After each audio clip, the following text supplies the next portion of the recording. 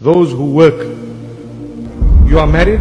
How long have you been married for? They'll tell you 20 years, 25 years. Do you work? Yes, I do. What do you do? I have my own business. I run a shop. You run a shop. What time do you go to work? I leave at 6 every morning. What time do you get back?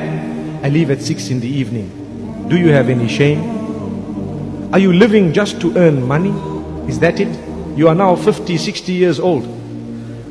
You must understand, your life is not just to go out and work all day. Nor are we saying give up that work. But if you've earned enough money, there must be a point whereby you must cut your working hours to now enjoy that money and to now spend on your family and children and spend time with them. So if you work from 6 to 6 up to the age of say 40, after that cut it, work from 9 to 3. So now at least you can drop your children to school in the morning and pick them up in the afternoon. Have some 2 meals at least a day with your children, because the first question, or one of the first questions you will be asked regarding your children is, what was your connection with them? One of the first questions regarding children. Your duty as a parent, did you fulfill it or not? And you say, well, I was at work from 6 to 6, I don't know. Ask my wife. And the wife will say, well, I had to go and spend time with my friends because my husband never sits and talks to me. So ask the maid. And the maid will say, well, I was sitting with my boyfriend, so you can ask him. That is the degeneration and decomposition of the home today.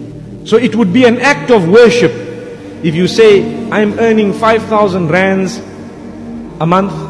I will earn 4,500, but I will spend 2 more hours with my family. Wallahi, those 2 hours are worth more than 10,000 rands. If only but you know. How many people have a lot of wealth, but they don't have happiness in their homes? So many.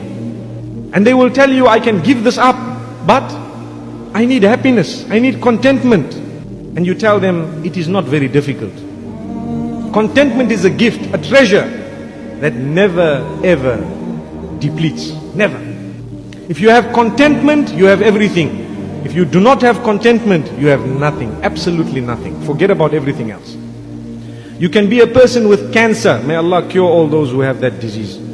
But if you are content with the taqdeer of Allah subhanahu wa ta'ala, you will die smiling, I tell you. But if you have a mosquito bite behind your ear, may Allah protect us from those sounds in the evening. Even the sound is difficult to bear. And you are not content, you will be complaining for the week and for 2 weeks. And if you scratch it, maybe for 3 weeks. May Allah save us. So this is the contentment that we are taught by Rasulullah sallallahu alayhi wasallam. And that brings me straight to the next point. You are married.